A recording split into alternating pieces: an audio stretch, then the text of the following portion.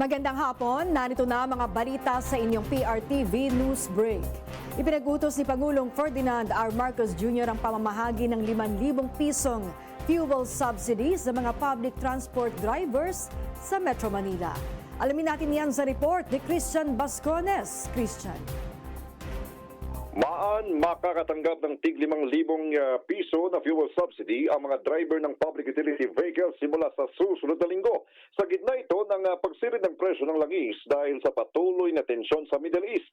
Ayon sa Office of the Executive Secretary, magsisimula ang pamamahagi ng ayuda sa Metro Manila sa pangunguna ng Department of Social Welfare and Development o DSWD at Department of Transportation o DOTR. Layunin ng programa na matulungan ng mga driver na lubhang naapektuhan ng pagtaas ng presyo ng petrolyo. Inaasahang magbibigay ito ng agarang ginhawa sa mga tsuper na umaasa sa araw-araw na biyahe para sa kanilang kabuhayan. Pagkatapos ng pamamahangin sa Metro Manila, agad din itong ipapatupad sa iba pang rehiyon sa buong bansa. Layo ng pamahalaan na mas palawak ang saklaw ng tulong para mas maraming driver na apektado ng mataas na presyo ng langis ang matulungan. Makikipagtulungan din ang mga ahensya ng national government at local government units upang masiguro ang maayos na implementasyon ng programa. Tiniyak ng pamahalaan na sisikapin itong maiparating ng mabilis, maayos at direkta ang tulong sa mga driver na nangangailangan. Samantala, sinabi ni Pangulong Marcos Jr. na naghahanap na ng paraan ng pamahalaan para makakuha ng karagdagang supply ng langis sa mga ibang bansa. Idideklara rin niya nga bilang urgent ang panukalang bigyan siya ng emergency powers para bawasan ng excise tax sa produktong petrolyo sa oras na matatapos na ang committee reports ng Senado at Kamara. At iyan ang iba pang mga balita sa mga kaganapan ng Pangulo. Balik sa iyo, Maan. Maraming salamat sa iyo, Christian Bascones. Tiniyak ni International Criminal Court Assistant Counsel Attorney Maria Cristina Conti na mabilis at on track ang pag-usad ng hustisya sa The Hague, Netherlands. Sinabi ito ni Conti kasunod ng ika-1 taong anibersaryo ng madala ang dating Pangulong Rodrigo Duterte sa ICC. Dagdag pa ni Conti, normal na proseso sa ICC na magkaroon ng pagdinig o yung pagpapatuloy ng kaso sa loob ng 1 taon mula nang maaresto ang akusado. Usually naman talaga, 1 year after ng pagkakaaresto, yung mismong pagkakahuli, saka lang nagpapatuloy yung kaso or nagkakaroon ng hearing na katulad nito, yung confirmation of charges. Mabilis yung sa atin dahil ang sanay sila, kumbaga, ay kapag nahuli yung isang tao sa isang member state, yung binabanggit natin na pwede pa siyang manghingi ng remedyo sa local courts, yung Article 59 na di umano na violate, ito yung sa Rome Statute na ang requirement iharap ka sa local court, na-bypass dito sa atin, kaya diretsong surrender. Sa ganong sitwasyon, mabilis. Mahigit na 400 individual ang apektado ng sunog sa sitio Univille sa Cebu City. Nahirapan namang puntahan ng mga bumbero ang nasunog na junk shop sa bayan ng Niloan matapos silang harangin sa isang subdivision. Alamin natin yan sa report ni Clark Pasuit.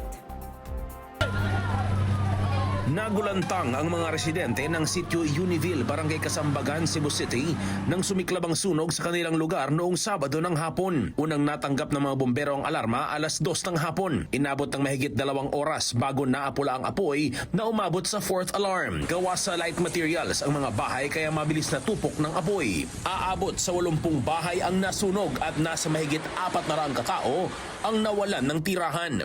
2 naman ang naiulat na nasaktan matapos nagtamo ng minor burns. Tinatayang aabot sa halos 4 na milyong piso ang kabuong pinsala. Patuloy pa ang investigasyon ng mga otoridad sa sanhi ng sunog. Samantala, sumiklab din ang sunog sa Barangay Katarman sa bayan ng Liloan kahapon ng hapon. Inangat sa second alarm ang sunog na sinasabing nagmula sa isang junk shop. Umabot sa 2 oras bago naapula ang apoy. Ayon sa mga bumbero, nahirapan silang lumapit sa fire scene dahil nasa likod ito ng exclusive subdivision at hindi pinadaan ng nasabing subdivision ang mga truck ng bumbero. Hindi naman naglabas ng pamahayag ang subdivision sa nangyaring insidente. Patuloy pang inaalam ang kabuong pinsala ng sunog maging ang dahilan nito. Mula sa Cebu, Clark Pasuit ng PRTV News, nagseserbisyo para sa Pilipino. Kulungan ang bagsak ng 9 na tao na nagnakaw ng tanso sa loob mismo ng National Steel Corporation sa Iligan City.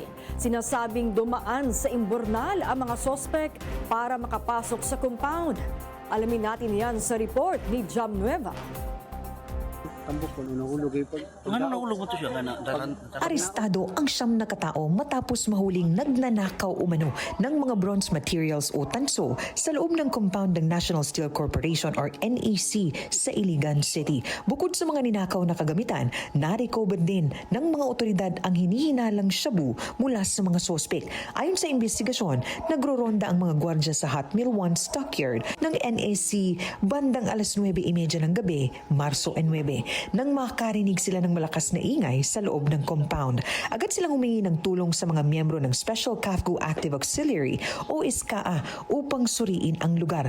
Ilang sandali lamang namataan nila ang ilang lalaki na biglang tumakbo palayo.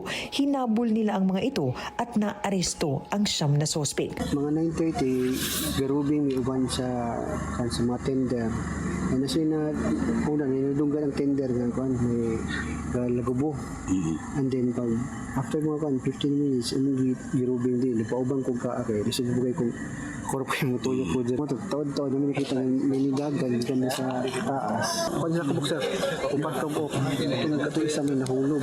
Pag duha-duha kabuk, doon may nakakrane. Katong tambok ko nung nahulog. Pag naog mo, nataranta. Pag naog mo, naligyan. Sa isinagawang inspeksyon, nabawi mula sa sospek ang ilang bronze materials na pag-aari umano ng NEC, gaya na lamang ng mga wirings, mga gamit ng mga sospek at 2 pakete ng hinihinalang shabu. Ayon sa mga nadakip, humigit kumulang 30 katao umano silang pumasok sa compound sa pamamagitan ng isang imburnal. Posible rin umanong gumamit ng pump boat ang ilan sa kanilang mga kasamahan upang makatakas sa baybayin malapit sa lugar. Nagtamo ng mga sugat ang ilang sospek matapos may mahulog at madapa habang tumatakbo upang makatakas. Dinala na sa pulisya ang mga sospek para sa karagdagang investigasyon at pagsasampa ng kaukulang kaso. Patuloy naman ang paghahanap ng mga otoridad sa iba pang sospek na pinaniniwalaang nakatakas. Mula sa Iligan City, Jam Nueva ng PRTV News. Nagseserbisyo para sa Pilipino. At yan ang mga balitang nakalap ng inyong PRTV News Break. Live kami sa free-to-air, Beam Channel 31, Signal Channel 31 at sa YouTube. Tumutok din sa aming social media accounts sa Instagram, Facebook at TikTok sa @PRTV Prime Media. Abangan ang mas komprehensibong balitaan sa Arangkada Balita mamayang alas 5:30 ng hapon. Ako po si Maan Macapagal. Magandang hapon.